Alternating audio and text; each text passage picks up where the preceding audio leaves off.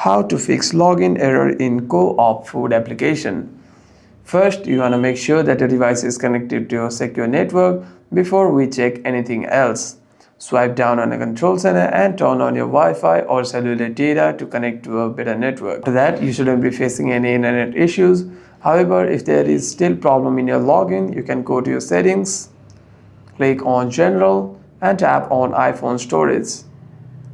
Here you want to scroll down and navigate yourself to the Co-op Deals application. Tap on Show All and tap on Co-op Deals over here. Click on Offload App and click on Offload App again.